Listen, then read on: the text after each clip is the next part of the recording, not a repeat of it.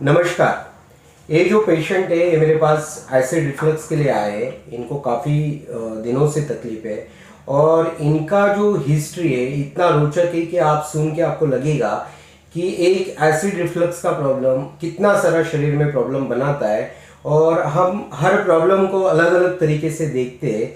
हालांकि सभी प्रॉब्लम की जो जड़ होती है वो एक ही होती है एसिड रिफ्लक्स, लेकिन सिम्टम अलग अलग आते हैं। अलग अलग सिम्टम की वजह से हम अलग अलग डॉक्टरों के पास अक्सर घूमते रहते हैं, लेकिन हमारा इलाज नहीं होता। तो आप आज जानोगे कि ये पेशेंट को क्या तकलीफ है, वो खुद बताएंगे और इनको कैसे पूरी डिटेल में हिस्ट्री वो खुद के वर्ड्स में आपको बताएंगे।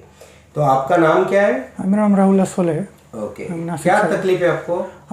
एक्चुअली मुझे अभी यहाँ पे ईसोफागाइटिस करके 2 बार मैंने एंडोस्कोपी किया था, 2009 में और अभी 2018-19 में।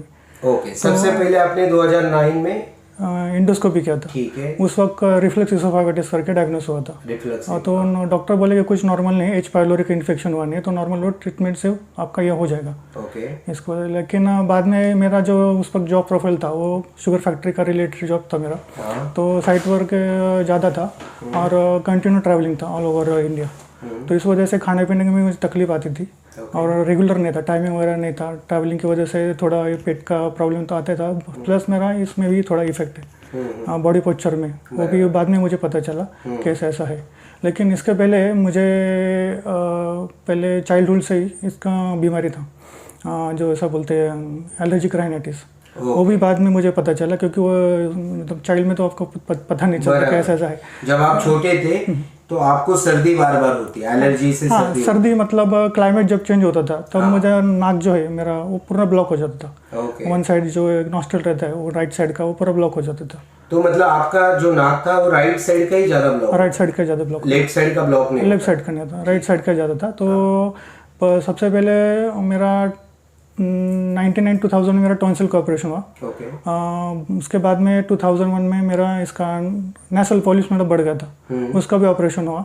और उसके अगले साल मतलब 2002 में मेरा आँख का एक ऑपरेशन हुआ, क्योंकि वो हिट की वजह से या ऑयली खाना की वजह से कुछ आते थे वो उस मराठी में खिरपुड़ी रांझनवाड़ी बोलते वो आती थी। तो मतलब आपके 3 ऑपरेशन हुए। पहला ऑपरेशन आपका टॉन्सिल्स का हुआ, दूसरा ऑप्शन आपका नेजल पॉलिप्स। नेजल पॉलिप्स का मतलब होता है कि नाक में एक मतलब एक ग्रोथ हो जाती है, जिससे हम बोल सकते हैं ना मांस बढ़ जाना।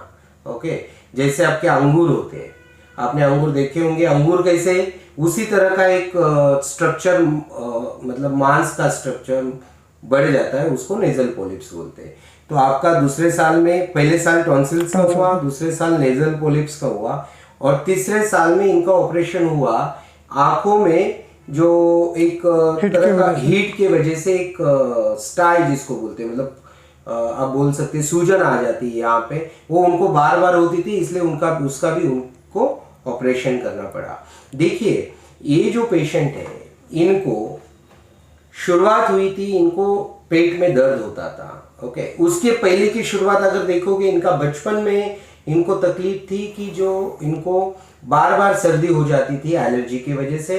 राइट साइड का जो नॉस्ट्रिल है ना तो हमेशा ब्लॉक रहता था। तो होता क्या है ना, जब आपका नॉस्ट्रिल ब्लॉक रहता है तो उस कारण आप फिर माउथ ब्रीदिंग करने लग जाते हो। आप माउथ ब्रीदिंग करते हैं। ये माउथ ब्रीदिंग की शिकार है। माउथ ब्रीदिंग इनका बचपन से शुरू हो गया। वो शुरू होने का कारण ये है कि इनका राइट नॉस्ट्रिल हमेशा ब्लॉक रहता था और छोटा बचपन में ऑब्वियस है, ओल्ड इंसान भी अपना कंफर्ट ढूंढता है। तो बचपना तो ऐसा होता है कि हमें जो अच्छा लगता है वही हम करते हैं। तो जब आपका राइट नॉस्ट्रिल ब्लॉक रहेगा तो ऑब्वियस है कि छोटा बच्चा क्या करेगा, मुंह से सांस लेने लग जाएगा। और जब वो मुंह से सांस लेने लग जाता है तो आपका ब्रीदिंग पैटर्न चेंज हो जाता है। जितना लंबे समय तक आप मुंह से सांस लोगे उतना आपका डायफ्राम वीक होते जाता है और फिर ऐसे होते होते डायफ्राम वीक होते होते उनको 2009 में प्रॉब्लम ये हुआ कि इनके पेट में दर्द होने लगा और पेट में दर्द होने के कारण इन्होंने एंडोस्कोपी करवाई, किसी गैस्ट्रोएंटरोलॉजिस्ट को ये मिले और वहां पे एंडोस्कोपी करने के बाद उसमें एसिड रिफ्लक्स ईसोफेगाइटिस का उनके रिपोर्ट्स में आया और 2009 के बाद फिर इनको ट्रीटमेंट दिया गया होगा। ट्रीटमेंट देने के बाद इनको बोला गया कि आपका इतना ज़्यादा प्रॉब्लम नहीं है, ओके। तो ये ट्रीटमेंट लेते रहे, लेकिन एसिड रिफ्लक्स ऐसी चीज है कि वो एक जगह नहीं रुकता। तो एसिड ऊपर आके हुआ क्या कि इनके जो अपर सिम्टम्स है, जैसे नोज, आईज और गला, मतलब जहाँ पे टॉन्सिल्स का ऑपरेशन यहाँ हुआ, नोज में नेजल पॉलिप्स का यहाँ हुआ, और आंखों में जो स्टाइल जिसको बोला जाता है या फिर जैसे सूजन आ जाती है आंखों में, उसका ऑपरेशन हुआ। तो देखिए ये प्रॉब्लम था एक ही, ओके। और वहां से क्या क्या आगे हुआ, और इसके दौरान इनकी जो मानसिक स्थिति रहेगी ये कंप्लीटली, मतलब ये मानसिक रीत्या कंप्लीटली डिस्टर्ब रहेंगे, क्योंकि एसिड रिफ्लक्स ऐसा प्रॉब्लम है कि वो आपके माइंड को अफेक्ट करता ही करता है, जिसके कारण ये सब तीनों ऑपरेशंस इनके जो एकेडमिक एजुकेशन था, जब ये इंजीनियरिंग कर रहे थे तभी हुआ था, और उसका सीधा असर इनके एकेडमिक परफॉर्मेंस पे आया, जिसके कारण इनको इंजीनियरिंग में काफ़ी दिक्कतें झेलनी पड़ी, और फिर इनका मतलब जहाँ प्रोफेशनल लाइफ भी खराब हो गया, ओके। मेंटल जो बोलते हेल्थ बोलते हैं वो भी खराब हुआ, फिजिकल हेल्थ खराब हुआ, और ये सब चीज़ों का असर ऑब्वियस है कि इनका सोशल जो बैकग्राउंड है या सोशल लोगों में जो मिलना जुलना है उस पर भी कहीं ना कहीं इसका असर आता है। तो मैं आपको बोलना यही चाह रहा हूँ कि ये जो प्रॉब्लम से ये सब रिलेटेड होते हैं।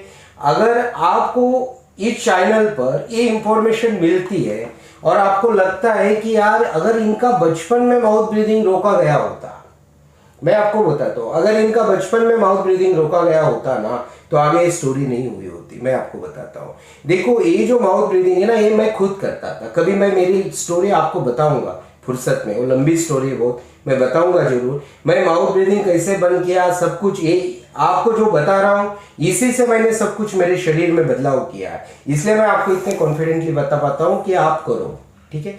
अभी इनका माउथ ब्रीदिंग बचपन में बंद हुआ होता ना तो आगे कुछ नहीं हुआ होता। अगर आपके घर में छोटे बच्चे हैं और वो माउथ ब्रीदिंग कर रहे हैं तो उनको जल्द से जल्द माउथ ब्रीदिंग से रोकने और डायफ्रामेटिक ब्रीदिंग करने के लिए आप उसको प्रवृत्त करें या फिर उसको एनर्जाइज करें कि आप माउथ ब्रीदिंग बंद करो और डायफ्रामेटिक ब्रीदिंग चालू करो। इसके लिए एक सिंपल रास्ता मैं आज बता देता हूँ।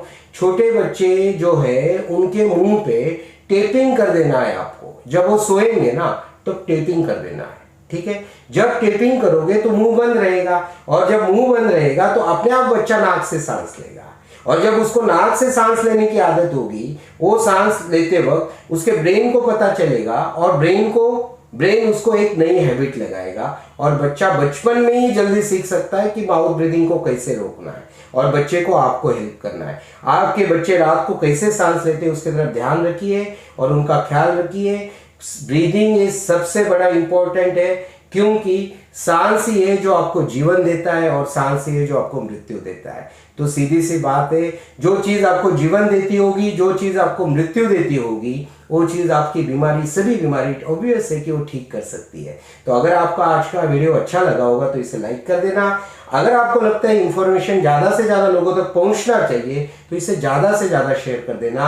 आपने आज का वीडियो देखा, इसके लिए आपका बहुत बहुत धन्यवाद।